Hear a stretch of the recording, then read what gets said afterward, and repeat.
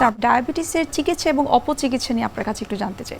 ডায়াবেটিসের চিকিৎসা কিন্তু আমাদের দেশে সব ধরনের চিকিৎসাই সহজলভ্য, কিন্তু আশঙ্কার ব্যাপার হচ্ছে বিভিন্ন মিডিয়াতে বিভিন্ন ধরনের উদ্ভট চিকিৎসার ব্যাপারে বলা হয়, এমনকি চা খেয়ে ডায়াবেটিস নির্মূল এ ধরনের অ্যাডও আমরা পাই। সেগুলো দুর্ভাগ্যজনক এবং বিপজ্জনক। কিন্তু আমরা সচেতন করতে চাই, আমরা যারা এন্ডোক্রাইনোলজিস্ট আছি, আপনারা কখনোই এ ধরনের চটকদার বিজ্ঞাপন, লোভনীয় ইনসুলিন নিচ্ছে যে মাসে 7 দিনে ইনসুলিন ছাড়ুন, 2 সপ্তাহে ইনসুলিন ছাড়ুন, এটা কিন্তু সাংঘাতিক বিপজ্জনক। একটা পেশেন্ট যার ইনসুলিন নিয়ে তার বেঁচে থাকতে হয়, সে যদি ইনসুলিন হঠাৎ করে ছেড়ে দেয় তাহলে ডায়াবেটিক কিটোঅ্যাসিডোসিস বা অন্যান্য মারাত্মক জটিলতা ডেভেলপ করতে পারে। কাজেই আপনারা কখনোই বিজ্ঞাপনে প্রতারিত হয়ে কোনো ধরনের ডায়াবেটিসে চটকদার কোনো কথাবার্তায় মোহিত হবেন না।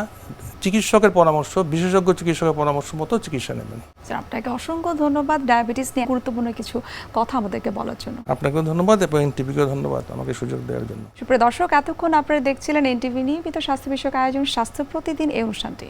এ পর্যায়ে আমরা দেখে নিচ্ছি আমাদের আগামী পর্বে কি থাকছে। জীবনযাত্রার মান যত উন্নত হচ্ছে ততই বন্ধ্যাত্ব রোগ বেড়ে আছে।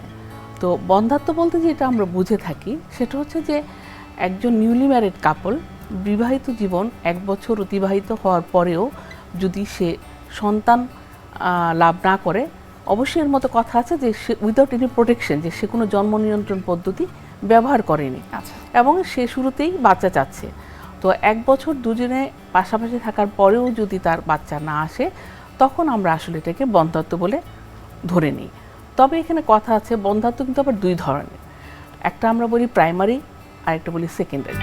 বিশ্বের যে কোনো প্রান্ত থেকে যে কোনো সময় এনটিভির জনপ্রিয় অনুষ্ঠান স্বাস্থ্য প্রতিদিন দেখতে আপনারা ভিজিট করতে পারেন আমাদের পূর্ণাঙ্গ পোর্টাল www.ntvbd.com এ। এছাড়াও এনটিভির বিভিন্ন ধরনের জনপ্রিয় অনুষ্ঠান এবং নিউজ আপডেট পেতে আপনারা ভিজিট করতে পারেন আমাদের ইউটিউব চ্যানেল এবং ভেরিফাইড ফেসবুক পেজে।